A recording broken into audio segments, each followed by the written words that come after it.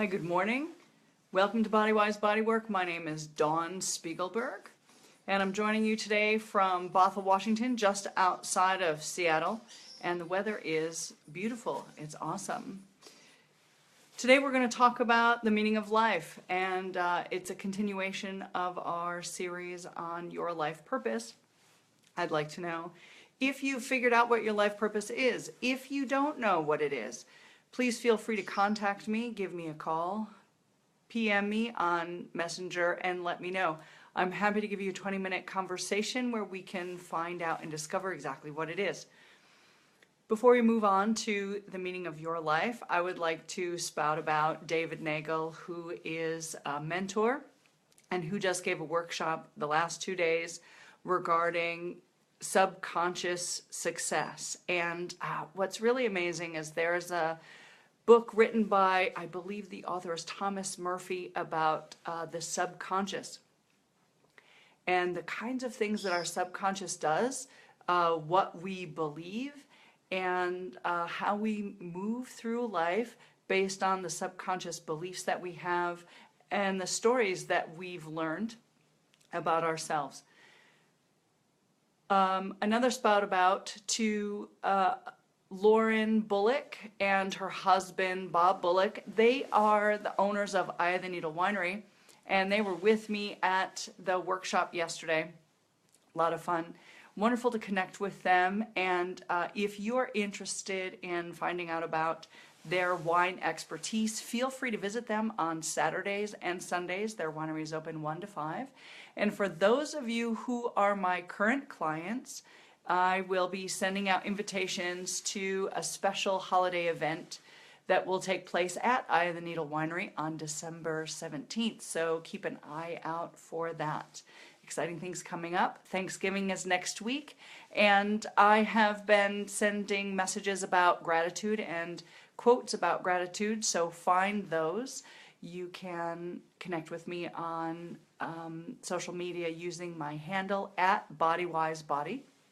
You can also find my website, www.bodywisebodywork.com, and I'm also featured on page 10 of the Natural Choice Directory, so you can find me there. Spout about Martha Childress, who does a lot of work on the Natural Choice Directory.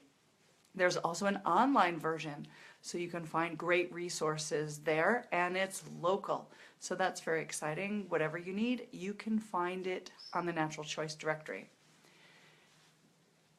So about the meaning of life and the meaning of your life, I would like to take a moment to discuss what life is not. And this will be certainly an interesting conversation. What your life is not. So you are not defined by your job, which we know because it changes 10 to 15 times before you're the age of 42, according to statistics. So you can't possibly be defined by your job. What's fascinating to me is that when we meet people, there's always a conversation about what we do, what our jobs are. And so people use that as a frame of reference to get to know other people. They also sum us up based on what we look like and how we dress. And most people can tell that I'm a woman right off the bat because I wear makeup, I have long hair, I wear skirts, I dress like a woman. So I'm not defined, however, by the fact that I am a girl. My life purpose certainly isn't defined by the fact that I'm a woman, except we have so many roles regarding our sex and gender that people are really getting confused. And it seems to me the feminists in the world, so I'm in support of my own femaleness, and I certainly appreciate the women who fought for the rights of women. I heard a statistic yesterday that women could not own property until 1947. No, excuse me, 1974. That wasn't very long ago. And before that, women were property. And so there's a lot of changes that have happened in the last 150 years, 200 years, regarding women and women's roles. I was listening to a program yesterday that was listed on some program, I've forgotten exactly the assistant professor and what the college was, but she decided to make a list of information and websites that didn't provide accurate information. And the program I was listening to was one of those listed, so they were rejoicing and the fact that they were getting more visibility because they were appearing on that list. And it's also interesting to me that there is now an effort to censor news programs that are considered false. And from my perspective, I really think that goes against the freedom of speech. So whether you're right or whether you're wrong or whether you believe what I do, as long as you're not doing something that goes against the laws, which is killing someone, taking their stuff, taking their wife, right? Like, as long as you're not breaking any laws, you have the freedom to voice your opinion. And apparently there is a movement now that is removing that ability from other sites. So keep that in mind when you're watching the news and looking at other websites, and pay close attention to that. So with regard to roles, and especially women's roles, I find that my role as a woman, I'm really trying to understand how it's been influenced by the women who came before me. My mother, in fact, raised me to believe that I needed someone to take care of me. And she didn't say it overtly. She didn't say, oh, you have to have someone to take care of you. She would say it from a place of love and from a place of concern. She would say, oh, I just want someone to take care of you. But the message behind that is that I require someone to take care of me, that I'm not a whole person or I'm not capable of taking care of myself. So imagine when I chose to get married, how happy she was, because I was then fulfilling this idea that it's my role, my purpose to be taken care of by someone else. And I waited quite a while to get married. And so I'm sure that was a disappointment to her, because I spent all of my 20s not being married and pursuing different careers, different positions of work, and different athletic outlets. And I found one in particular that I loved the most. I'm a former fencer. And the fencing also does not define me. Athleticism doesn't define me. So my body does not define who I am. My hair color doesn't define me, except other people use it to define me. So they'll look at me and see my red hair and say, ooh, she's got a temper.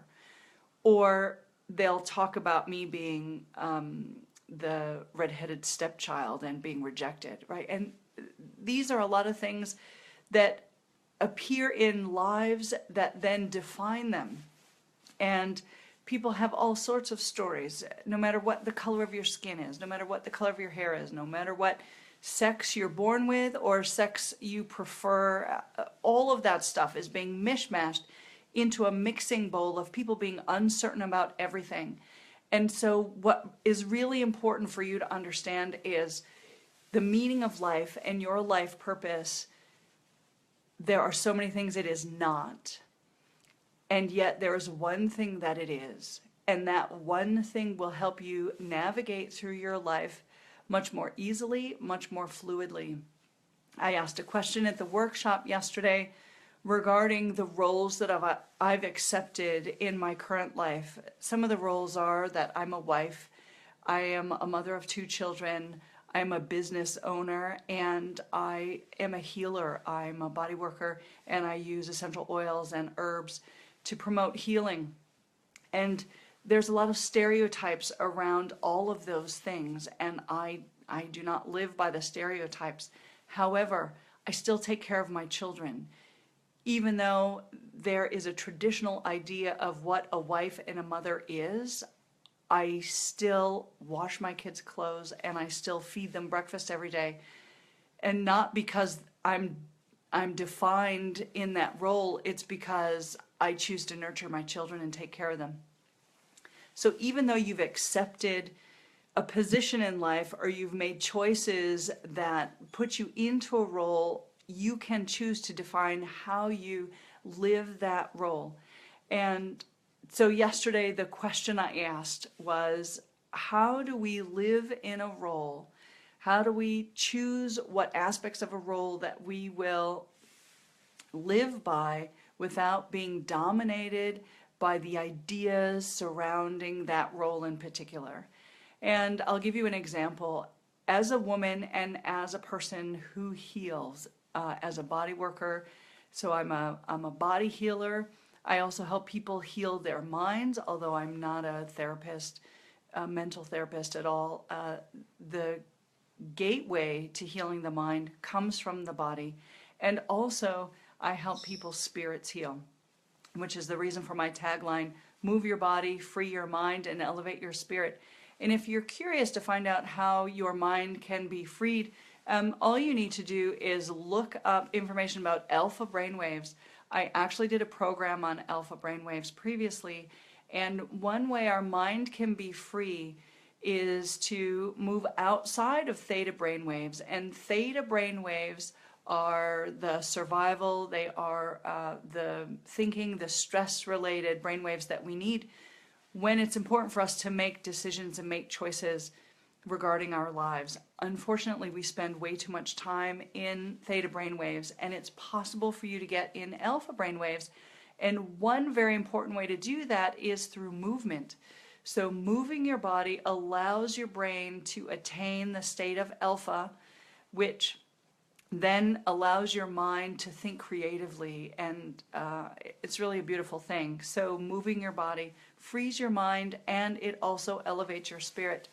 Another amazing thing that I've discovered in the work that I do is that when our bodies are aligned and moving freely, and that's specific alignment, so posture-based, when our bodies are aligned, our spirits also feel aligned, and we are able to see more clearly what our life purpose is and the meaning of life.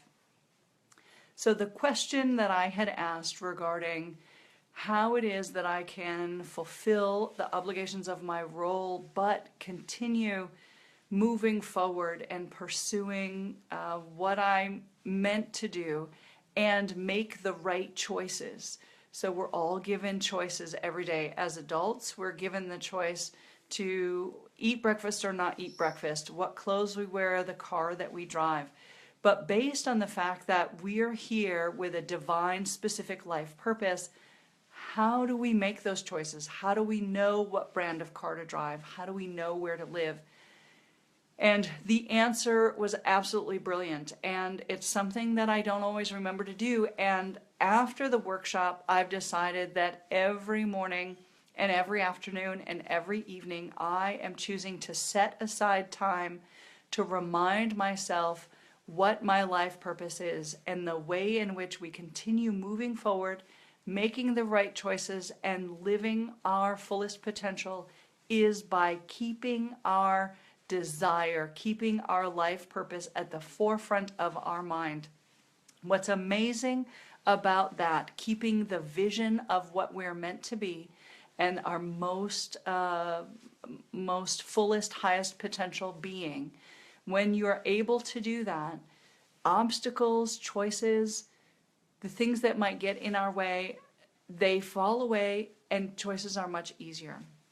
So let me encourage you, if you don't know your life purpose, please find out what it is. I have several exercises to help you pinpoint it. One is the yes/no exercise. Feel free to practice that one on a regular basis. That will certainly point you in the direction to continuing to pursue your life purpose. The other exercise is to ask several people descriptive words that they would use for you, 5, 6, 7, and once you've got those words, actually write down words that you use to describe yourself to, and look for the similarities, look for the patterns. That's very important in guiding you to discovering your life purpose. And listen, I'll say again, if you need help with that, please contact me. We can have a short phone call and I can help you identify your life purpose. It makes such a difference. And understand that every single person is here to fulfill their purpose, and no one is duplicated in their purpose. So when you look at other individuals and you see that they have something that you would like, or they have a personality trait that you would like to have as well, feel free to experiment with that and look at why it is that that trait, that characteristic speaks to you so deeply, because there is information in that for you. So here we are. It's just before the weekend. Next week is Thanksgiving. Please live every moment in gratitude. That will also help you find meaning in your life, and it will help move you forward and not get stopped by the obstacles that prevent you from feeling fully expressed and from being connected. I asked my father, who has been gone for the last 3 years, what success meant to him. And for him, success meant opening his own business and making more money than he was making then. And even though he was successful in other areas of his life, he had 4 amazing children living extraordinary lives. He had a very supportive wife. He himself did not feel successful. The ruler by which he measured his life was not accurate, because he was an amazingly successful man. So I urge you to create a ruler by which to measure your life, find your life purpose, and live it every day. And so with that, I want to remind you to think wise with your mind, feel wise with your heart, and move wise with your body. Until next week, take great care and give me a call if you'd like information on your life purpose.